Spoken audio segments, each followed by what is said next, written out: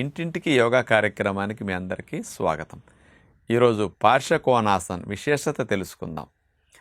ఈ ఆసనాన్నండి పెద్ద వయసు వారు, లావున్నవారు, బాగా బొజ్జున్నవారు, మెడ దగ్గర నుంచి ముడ్డిపోసల వరకు అన్ని రకాల నొప్పులున్నవారు, ముఖ్యంగా కాళ్ళల్లో, డొక్కల్లో, పిక్కల్లో, ప్రక్కటెముకల్లో ఎక్కడన్నా క్రాంప్స్ వచ్చేవారు, మరి ఇలాంటి ఆసనాన్ని చేస్తే ఇలాంటి వాటన్నిటికీ చక్కటి పరిష్కారం లభిస్తుంది.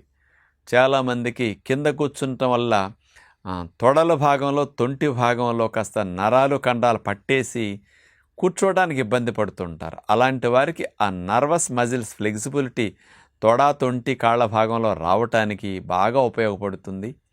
ముఖ్యంగా ఈ ప్రక్క భాగాల్లో ఉండే కొవ్వుని కరిగించి నడుముని నాజుగ్గా చేసుకోవటానికి, నడుము భాగం ట్విస్టింగ్ చేయటం వల్ల నడుము భాగంలో ఫ్లెక్సిబిలిటీ పెరగటానికి కూడా ఈ పార్శ్వకోణాసనం ఉపయోగపడుతుంది. దాన్ని ఎలా చేయాలో ఇప్పుడు మనం చూద్దాం.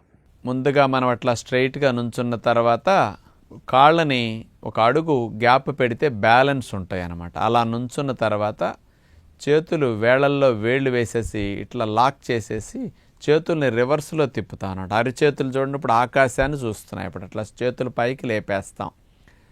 ఇక నడుముని మనం ప్రక్కలకి బెండ్ చేస్తాం. ముందుకు అస్సలు వంగకూడదు అనమాట. నడుము అట్లా స్ట్రైట్గా పక్కలకి బెండ్ చేయాలి. ఇప్పుడు చూడండి నడుము భాగం ఇటుపక్క కన్నప్పుడు ఎట్లా సాగుతున్నదో, అటుపక్క అన్నప్పుడు ఎట్లా సాగుతున్నదో, అంటే బాగా ప్రక్క భాగాల్లో ఉండే కొవ్వు కరగటానికి ఇది మంచి వ్యాయామం.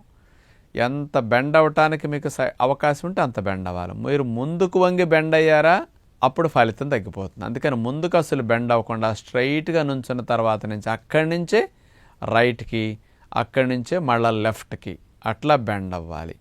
ఇప్పుడు ఒక గీత గీసామనుకోండి, ఆ గీతలాగా గోడలాగా మనం గోడ స్ట్రైట్గా ఎట్లా ఉంటుంది అట్లాగే పక్కకి left to right, right to left అట్లా మనం నడుముని బెండ్ చేయాలన్నమాట. దీనివల్ల మంచి లాభం నడుము సన్నగా అవ్వటానికి, కొవ్వు కరగటానికి ఉంటుందన్నమాట.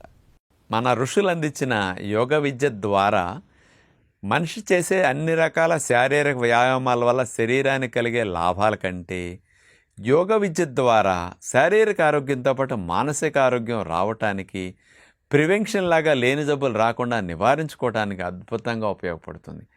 అందుకని ప్రపంచవ్యాప్తంగా యోగాని వాళ్ళ కుటుంబాల జీవితాల్లో ఒక భాగం చేసుకోవాలని అంతర్జాతీయ యోగా దినోత్సవం జరుపుకుంటున్న సందర్భంగా అందరికీ తెలుస్తుంది. కానీ ఒక్కరోజు చేసి మానేయటం కాకుండా సంవత్సరం పొడుగునా యోగాని మన జీవితంలో భాగం చేసుకోవటానికి ఈ ప్రయత్నం చేస్తున్నాం. ఆచరణ రూపంలో అందరం యోగాని అభ్యాసం చేద్దామని విజ్ఞప్తి చేస్తూ నమస్కారం.